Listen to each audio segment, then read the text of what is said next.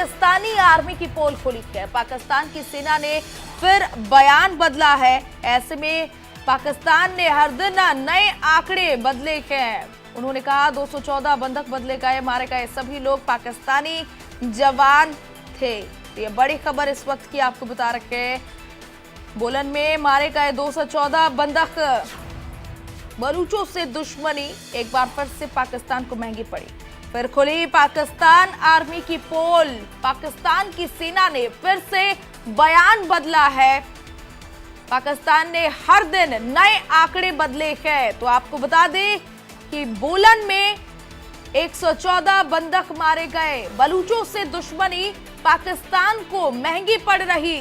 तो ये बड़ी खबर आपको बता रहे, बड़ी जानकारी आपको दे रहे। ट्रेन हाईजैकिंग पर गोलमोल। एक बार फिर से पाकिस्तान की पोल खुल रही है।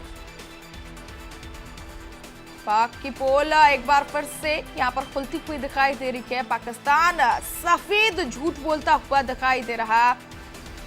ट्रेन हाईजैकिंग पाकिस्तान का झूठ एक बार फिर से खुला।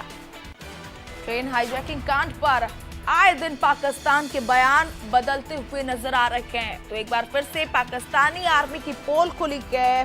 पाकिस्तान सेना के बदलते बयानों पर यहां पर लोग भौचक्के हैं, क्योंकि पाकिस्तान हर दिन अपने बयान बदल रहा है। बोलन में 214 बंधक मारे गए।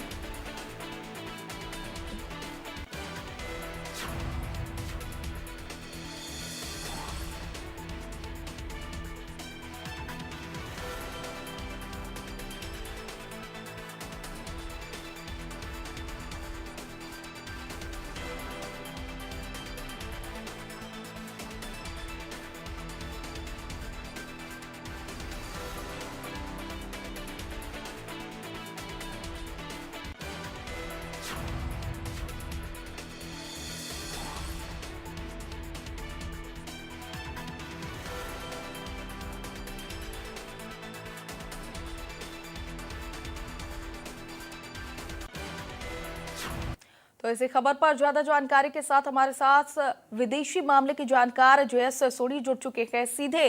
सबसे पहले तो आपका बहुत स्वागत है। ये जो आए दिन पाकिस्तान झूठ बोलता हुआ नजर आ रहा है, हर दिन पाकिस्तानियों के जो बयान है वो बदलते हुए नजर आ रहे हैं, क्या कैसे देखते हैं? जय हिंद सृष्टि जी, ये मेरा सौभाग्य है कि मैं आपके न्यूज चैनल में हूं। जी। पाकिस्तान जब से एक नया देश बना 14 अगस्त 1947 को, तब से लेके आज तक उसी गलत नियत और गलत नीतियों ने आज पाकिस्तान को उस कगार पे खड़ा कर दिया है जहां पे वो आर्थिक रूप से कंगाल तो किसी वक्त भी घोषित किया जा सकता है, लेकिन अंतरराष्ट्रीय स्तर पे जिस तरह से उसकी खिल्ली और बेइज्जती हो रही है, क्योंकि वो अपने बयान कभी सही नहीं देता है, वो हमेशा झूठ बोलता है। ये दुनिया को दिखाता है कि अगर देश के नेता ठीक नियत और नीतियां नहीं रखें तो देश का हाल क्या होता है। पाकिस्तान एक उदाहरण है। बलूचिस्तान लिबरेशन आर्मी ने साफ अपने स्टेटमेंट में कुछ घंटे पहले ही कहा है कि क्योंकि पाकिस्तानी सेना ने उनके 48 घंटे के अल्टीमेटम को नहीं माना और उन्होंने जो राजनीतिक प्रिजनर्स थे बलूची उनको नहीं छोड़ा, इसलिए बीएलए ने पाकिस्तानी सेना के सारे 214 जवानों को मार दिया है। शशि जी, मैं पाकिस्तानी सेना की एक बात नहीं मानता, क्योंकि पाकिस्तानी सेना दशकों से झूठ बोलती आई है।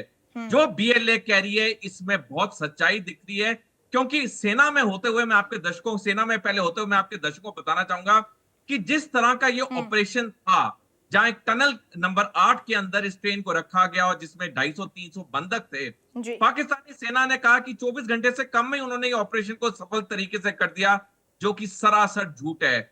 ऐसा कॉम्प्लेक्स ऑपरेशन को कम से कम 3-4 दिन लगते हैं। तो पाकिस्तानी सेना का पहला बयान ही झूठा आया था, बाद में वो कई बयान उसे झूठे दिए, लेकिन ये बीएलए के बयान में बहुत हकीकत दिखती है कि उसने पाकिस्तानी सेना के सारे 214 जवानों को मार दिया है। जी बिल्कुल।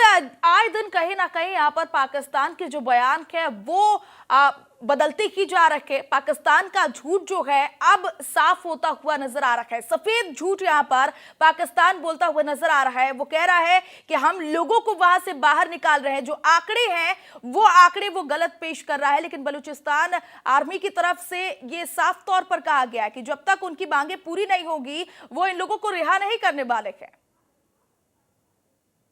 शीशी जी बिल्कुल, देखिए जिस तरह से हम्म। पाकिस्तान ने बलूचिस्तान को पहली बात तो जोर जबरदस्ती से अपने देश में विलय किया। बलोची लोग पाकिस्तान में नहीं विलय होना चाहते हम्म। थे, लेकिन 27 मार्च 1948 को जनता की इच्छा के जी। विपरीत इन्होंने विलय किया।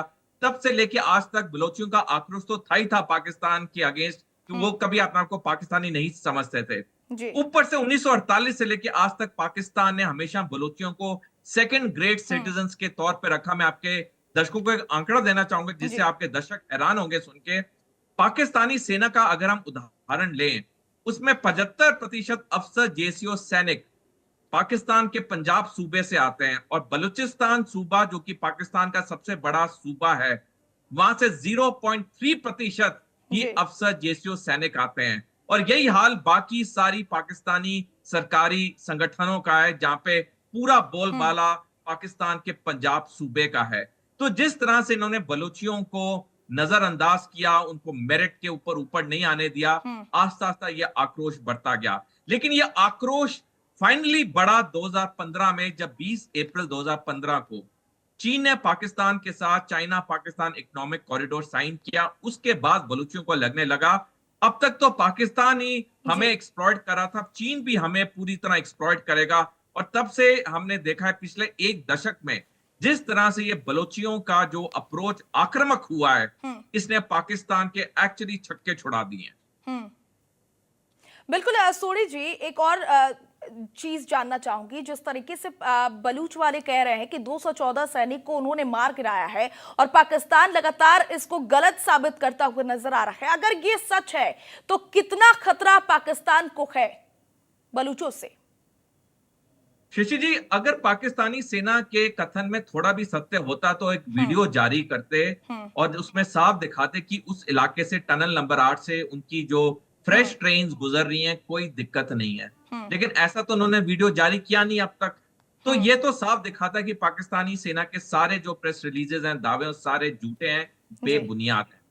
जहां तक बीएलए की बात है कि उसने 214 सैनिक मार दिए पाकिस्तानी सेना के लिए, ये शायद 1948 से लेके आज तक सबसे बड़ा किसी ऐसे एक वन स्टैंड ऑफ इंसिडेंट में हम्म। सबसे खतरनाक इंसिडेंट होगा पाकिस्तान में, क्योंकि इतने बड़े तादाद पे एक दिन एक वक्त पाकिस्तानी सेना के सैनिक नहीं मरे हैं। हम्म।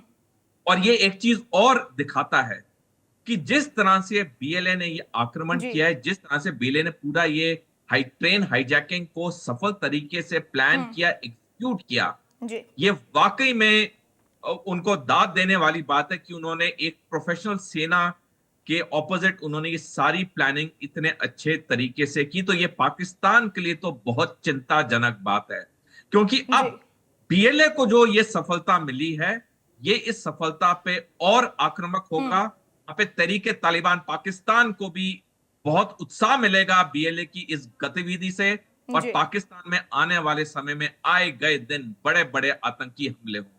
ठीक है सोनी जी, पहले बीएलए यहाँ पर हाईजैक करती है, पूरी की पूरी ट्रेन हाईजैक करती है, और अब आंकड़े पेश कर रही है कि 214 जो जवान के उनको ढेर कर चुकी है, परास्त कर चुकी है। और पाकिस्तान ये बयान जो है उसको गलत बता रही है, सफेद झूठ बोलती हुई नजर आ रही है। क्या पाकिस्तान अपनी नाकामी को छुपाने की कोशिश कर रही है बदलते बयानों के तौर पर? शशि जी, पाकिस्तान ने तो 14 अगस्त 1948 से ही हमेशा झूठ बोला है। उन्होंने अपनी हर असफलता को उन्होंने एक सफल प्रक्रिया दिखाने की कोशिश की है, लेकिन हकीकत कुछ और है। हकीकत यह है कि पाकिस्तान एक फेल्ड नेशन है।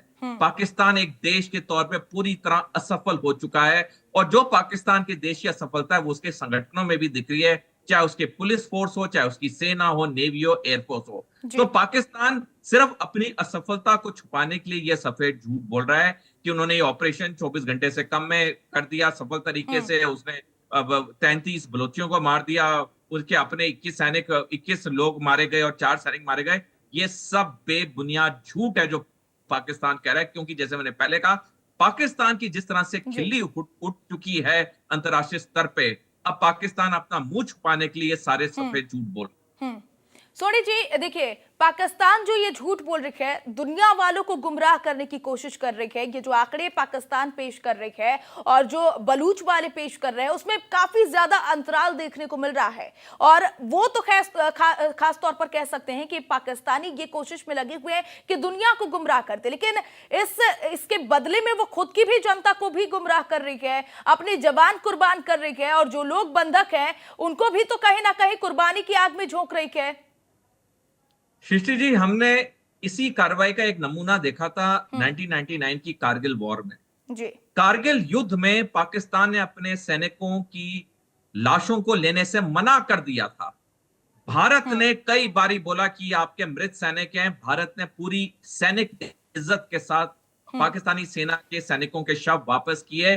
वो भी बहुत प्रेशर डाल के। पाकिस्तान तो अपने सैनिकों के शव ले ही नहीं रहा था। और जब उसने सैनिकों के शव लिए भी, भारत और अंतरराष्ट्रीय प्रेशर की दबाव में, पाकिस्तान ने कभी ऑफिशियली डिक्लेयर नहीं किया कि उसके कितने सैनिक मारे गए कारगिल युद्ध में। उससे हुआ क्या? जो वो मृत सैनिक थे, उनके परिवारों को सरकार के वो फैसिलिटीज और कंपेंसेशन नहीं मिला जो कि पाकिस्तानी रूल्स के मुताबिक उनके मृत सैनिक को मिलना चाहिए ऑपरेशन में। यानी कि आपने सही कहा कि पाकिस्तान अपना झूठ छुपाने के लिए, अपनी काली करतूतें छुपाने के लिए, अपनी असफलता छुपाने के लिए अपने सैनिकों का तक भी नहीं है, वो अपने सैनिक की जान को भी वो कोई अहमियत नहीं देता है, क्योंकि पाकिस्तान को एक ही मतलब है। पाकिस्तान हुकूमत और पाकिस्तान सेना को एक ही मतलब है, उनको अपने ऐशो आराम से, उनको अपने पैसे से, उनको अपनी सत्ता से, उनको आम नागरिक और सैनिक से कोई लेना देना नहीं है। कितने जिए, कितने मरे, खाना कितना महंगा हो, पानी मिले ना मिले, उनको कोई फर्क नहीं पड़ता। सोनी जी, जिस तरीके से बीएलए ने यहाँ पर पाकिस्तान में पूरी की पूरी ट्रेन हाईजैक कर ली और ये आंकड़े भी पेश कर रही है कि 214 लोगों को इन्होंने मार गिराया है, और पाकिस्तान मुंह मोड़ती हुई नजर आ रही है और कह रही है कि ये आंकड़े बिल्कुल गलत है।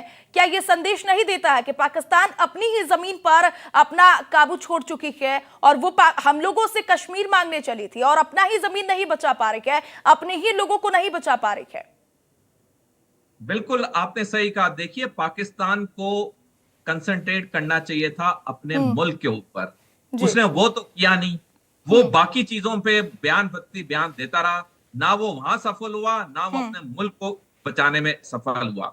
1948 को में जब बलूचिस्तान को लोगों की इच्छा के विपरीत पाकिस्तान में विलय किया गया, तब से लेके आपके दर्शकों को हैरानी होगी कि आज तक वहां पे कोई असली चुनी हुई सरकार ने बलूचिस्तान पे सत्ता नहीं हासिल की है जो कि बलूचियों की अपनी हो।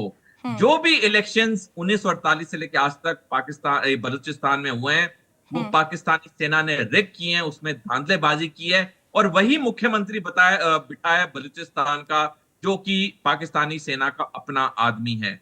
और चीज तब बद से बदतर हो गई जब 2018 में पाकिस्तान सेना ने एक नई राजनीतिक पार्टी का गठन किया, जिसका नाम है बलूचिस्तान अवामी पार्टी, बीएपी। और 2018 के चुनाव में, 2024 के चुनाव में बीएपी जीती, जो कि पाकिस्तानी सेना की एक पार्टी है, और उसी का एक आदमी उनका बलूचिस्तान का मुख्यमंत्री बना है। और ये जो बलूचिस्तान का मुख्यमंत्री है, आपको हैरानी होगी जान के, ये आज तक कभी बलोची लोगों से मिलने किसी शहर या गांव में नहीं गया है। वो अपने किले जैसे घर में और दफ्तर में रहता है, वो बाहर नहीं निकलता, क्योंकि वो असल में बलूची नहीं है, वो पाकिस्तानी सेना का एक नुमाइंदा है। तो आप देख सकते हैं किस तरह से पाकिस्तानी सेना ने बलूचिस्तान में कभी भी डेमोक्रेसी को उभरने नहीं दिया, और इसकी वजह से बलूचियों में जो ये आक्रोश बढ़ता गया, इसका हमने फाइनल देखा जब इन्होंने पूरी एक ट्रेन को हाईजैक कर लिया।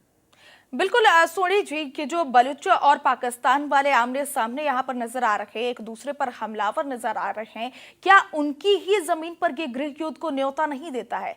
क्योंकि कहीं ना कहीं पाकिस्तान के जो लोग हैं, जो आवाम है, वो तो इस पूरे मामले में पिसते हुए नजर आ रहे हैं।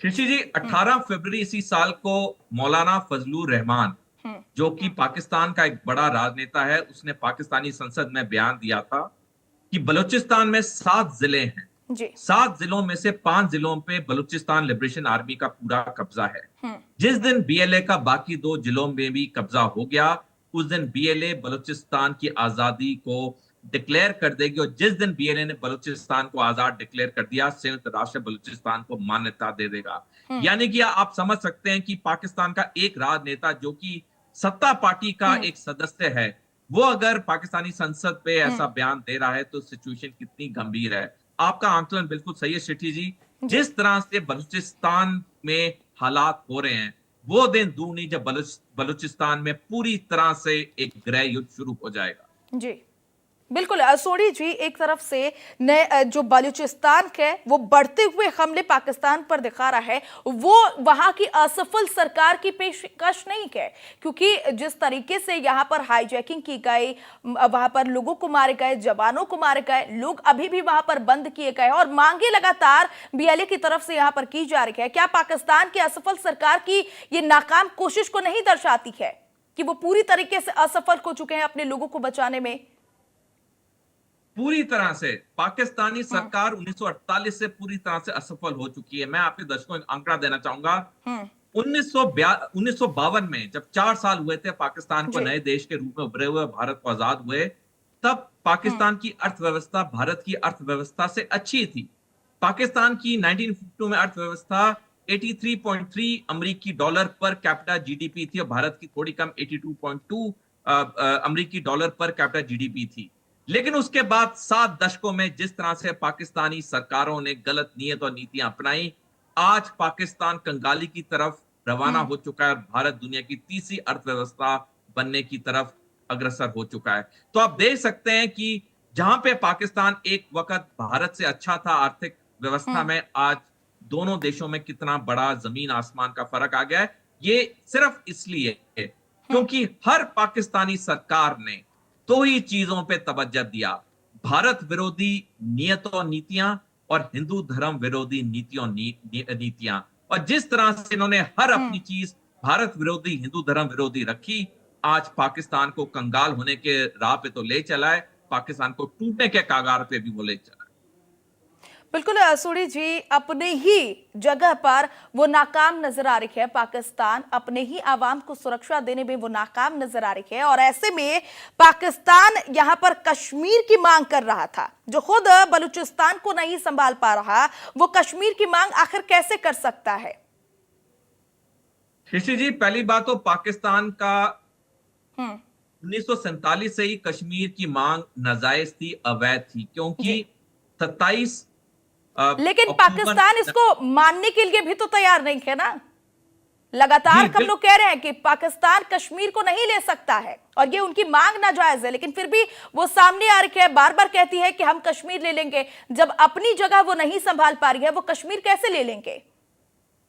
बिल्कुल, देखिए वही मैंने कहा कि अगर पाकिस्तानी सरकारें अक्लमंद होती तो वो अपने देश पे कंसंट्रेट करती। कश्मीर तो वो जब तक पाकिस्तान एक देश के रूप में रहेगा, जो कि अब थोड़े चंद साल की बात है, पाकिस्तान तो सपने में भी नहीं सोच सकता कि वो कश्मीर लेगा। तो कश्मीर तो वो भूल ही जाए।